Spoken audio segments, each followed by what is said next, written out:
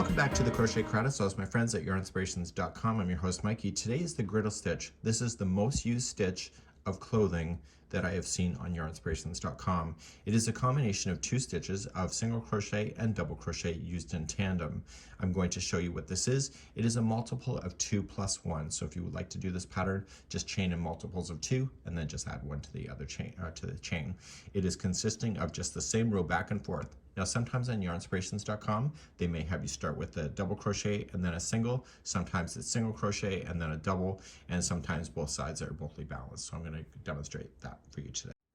So let's begin. We're going to chain in multiples of 2 plus 1. So you just go 2, 2, 2 all the way to the end, and then when you're happy with the width of your chain, just add one more. So I go 1, 2, 1, 2. Just has to be an even number. So 1, 2, 1, 2. 1, 2, and just put it up if you want a bedspread or something. You just lay the chain down just to be able to see how it looks, and then when you're happy with the width of it, just add one more and you'll have the balance. Let's start row number 1 next. So the way that we're going to design this or do this with you is that every row is exactly the same. Sometimes they have balance points on both sides, so therefore you need 2 sets of instructions. In this case, I'm only going to show you 1. So you're going to go second chain from the hook, turn it over, get the back hump because it will look nicer, and just single crochet. So whenever you start a row, it's always going to be a single crochet, but we'll cover that when we get there. The next chain will just be a double crochet. And you're going to alternate between the two, and I know you're probably thinking, well, how am I going to remember that? It does come to you naturally, eventually. So single crochet the next, and then double crochet the next.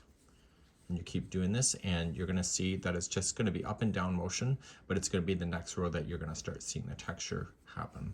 So I want you to go all the way across your chain, and the last stitch should be a double crochet if your stitch counts are right.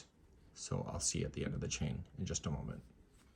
My last chain is a double crochet, and that's just keeping the counts. So you're always going to finish with the double crochet from the way that I'm showing you now.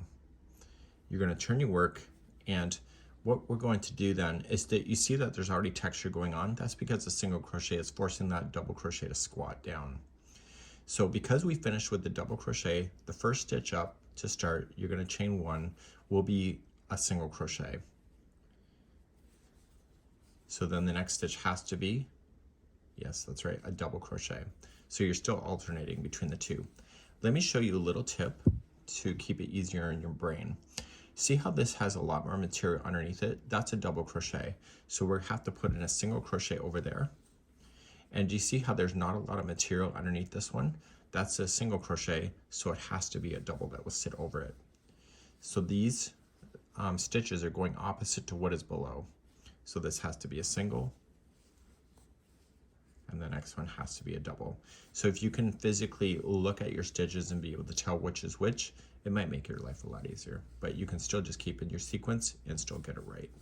So go all the way across the row, and on your very last stitch, right there, it should be a double crochet. And that's what it looks like. So let's turn our work and do one more row. So you can go as big as you need to go. So just like we started with before, chain 1, and it's just starting with a single and then a double. So you may say in your brain, single, double, but if you can identify the stitches underneath, you probably won't have to think as much. So there's a lot of material under here, so this has to be a single on top, and there's not a lot of material here, so it has to be a double, if that helps you to see that. And you'll see that the texture will be appearing, and this is used a lot in the clothing, as I mentioned in the introduction.